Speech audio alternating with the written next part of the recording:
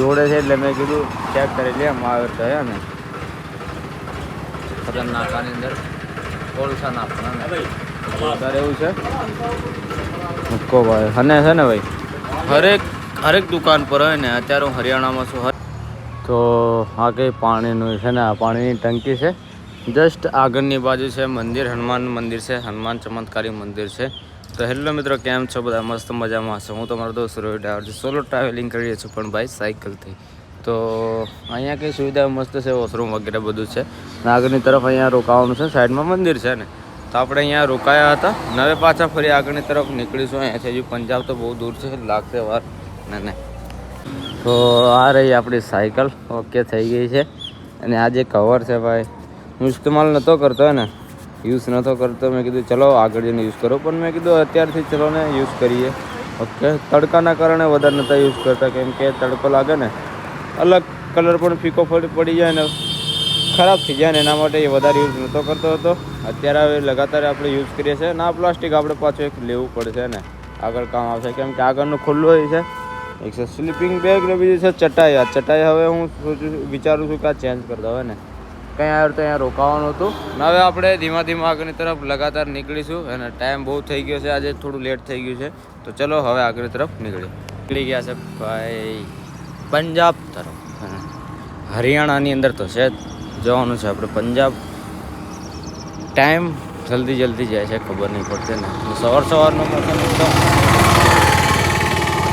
ઝાકળ પડે એકદમ જેમ કે ધુઓ લાગે ને સાંજે એવું છે કે ભેજ આવી જાય ને ઠંડીના કારણે તો થોડા કપડાં પણ થોડા ગીલા થઈ ગયા હતા ને છે ચલો કંઈ નહીં પ્રેમ ફોજી હોટલ સાઈડમાં હોટલ છે આપણે અહીંયા લેવા માટે પણ આવ્યા હતા સાંજે હે ને સાઈડમાં હોટલ છે ત્યાં લેવા આવ્યા હતા સાંજે કે કંઈક ખાવાનું પણ ત્યાં ભાઈ હતા ભાઈ કીધું કે ના લાવતા હું પાછળ રૂમ પર જ કીધું બના લે તો ભાઈ તરફથી ખાવાનું તો થઈ ગયું હતું આપણે ચલો કાંઈ વાંધો નહીં મોસમ તો બહુ સારો છે એટલે કોઈ પ્રોબ્લેમ તો નહીં અને ધુઓ તો દેખાય છે ઝાકળ પડે છે ને ઝાકળ ઓકે તો ભાઈ કીધું સવારમાં ચા પણ બનાવી દઉં ચા પીને જાઉં ખાઈને પણ જાઉં મેં કીધું ના એવું કંઈ વાંધો નહીં મેં કીધું હવે અમે ધીમા કીધું ઓકે ચલો હવે આપણે પણ હવે લગાતાર સાયકલ ચલાવીશું ધીમા તો અત્યારે ઊભા છે આપણે ચા પીવા માટે ચા થઈ ગઈ છે રેડી આવી ગઈ છે ભાઈ ચા અને આ રહ્યો ભાઈ હુક્કો આપણે તો મતલબ પીતા તો નથી ખાલી આ જોડે છે એટલે મેં કીધું ચેક કરી લે આવે તો હે ને ખતરનાક આની અંદર કોલસા નાખવાના વધારે એવું છે હુક્કો ભાઈ અને છે ને ભાઈ હરેક દુકાન પર હોય ને અત્યારે હું હરિયાણામાં છું હરેક દુકાનો પર હોય આવે ત્યારે ફ્રી મેં ધોયા એમ જ પીવાનું આ ટાઈપનું જો લો ભાઈ હુક્કો આવ્યો ત્યાં હુક્કો ભાઈ આ એવું નથી કે આ બધી અલગ ડિઝાઇનમાં આવે છે ને અલગ ડિઝાઇનમાં આવે છે બધી તાંબાનું છે બુગડી એકદમ જોરદાર ડિઝાઇનિંગ આ તો જો આવ્યો અલગ છે હજુ બીજી જગ્યા પર જાઓ ને ત્યાંથી બી અલગ હોય ને તો બધી બાજુ અલગ રીતનું હોય ને અહીંયાથી છે ને દિલ્હી છે ફક્ત ખાલી 103 કિલોમીટર અહીંયાથી દિલ્હી હે ને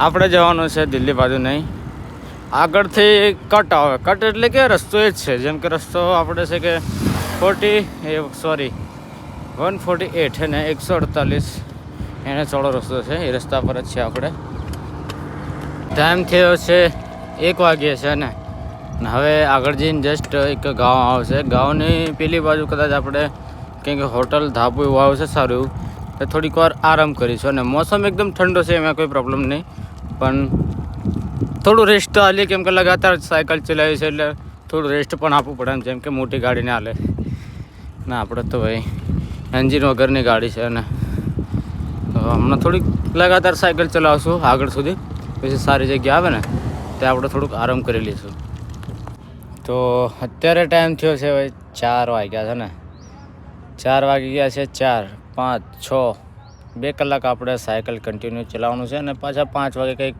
ઊભા રહીશું, એ પણ ચા પીવા માટે ને થોડો ટાઈમ જશે. ને અત્યારે આપણે છે ખબર છે હરિયાણાની અંદર છે, 2 દિવસ થયા છે આપણે હરિયાણામાં, અને 2 દિવસ હરિયાણામાં થયા છે. થોડોક સર્વિસ રસ્તા પર આવી ગયા, કેમ કે છાયો મસ્ત હતો કારના હાઈવે પર ચાલીએ છીએ. મેં કીધું સર્વિસ રસ્તા પર થોડીક વાર આપણે ઊભા રહીએ, લગાતાર સાયકલ ચલાવીએ છીએ આપણે.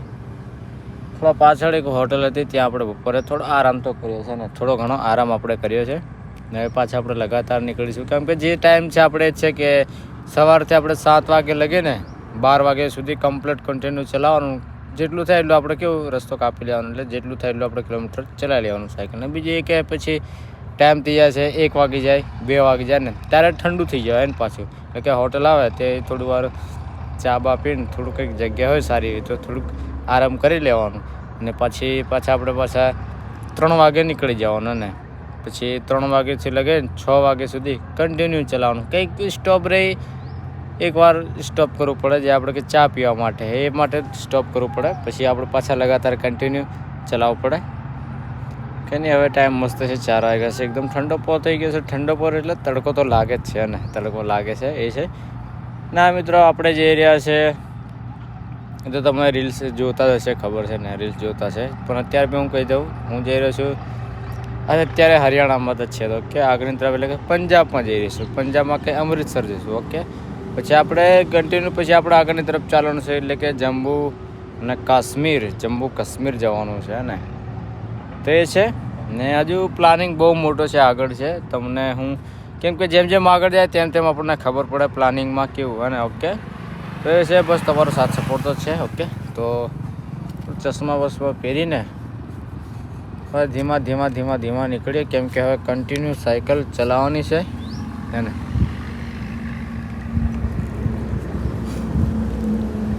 હવે કન્ટિન્યુ સાયકલ ચલાવવાની છે આપણે. હવે સાંજ થતી છે, મોસમ થોડુંક ઠંડુ થતું જાય ને, આગળની બાજુ ઠંડુ થતું જાય. બીજો કે પવન, હવે સાંભેથી પવન છે ને ભાઈ, ચલાવી ને આપણે ખબર છે ને 2 વખત પેલી આપણે જે કટોરી આવે તૂટી ગઈ હતી ને. હવે પાછું સેમ એવું જ પ્રોબ્લેમ થયો, થોડું કંઈક વાઇબ્રેશન થાય ને પછી કેવું કટ એવું વાગે. હવે ખાલી સાયકલ કરે ને આપણે સામાન ઉતારીને એમ ચલાવીને તો પ્રોબ્લેમ નહીં આવતો.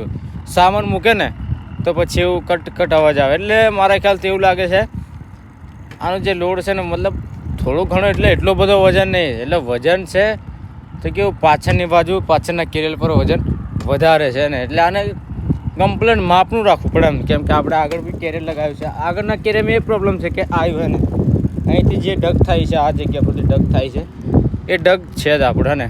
તે છે પાછળ સામાન વધારે મૂક્યો છે તો કંઈ ને કંઈ એડજસ્ટ કરવું પડશે, આગળ ગોઠવવું પડશે, જેનાથી સામાન બંને બાજુ સરખો રહે. અને તો એ છે, કંઈ નહીં, તમારા આઈડિયા હોય તમારી પાસે તો બી જરૂરથી કહેજો. ઓકે, તો ચલો હવે કન્ટિન્યુ આપણે સાયકલ ચલાવીએ. તો આ પાછા આપણે બીજો કટ લઈ લીધો છે ને, અહીંયાથી સીધું જવાય છે ભાઈ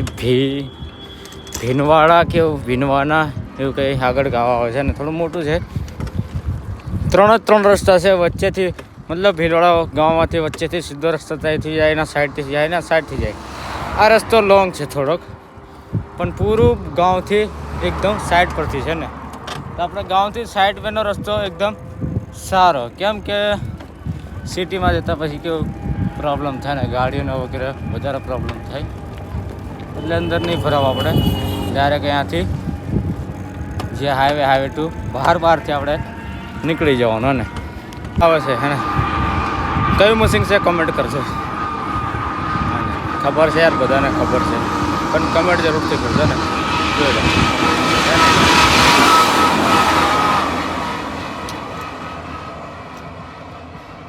પણ દૂરથી ના કાઢે યાર, એકદમ નજીક. ડ્રાઈવર છે યાર, એનું ખબર હોય, પણ અમુક જાન જોડેથી નજીકથી કાઢે. એકદમ અહીંયાથી ભાઈ સિટી દેખાય છે, બીજી બાજુ સિટી મોટી છે.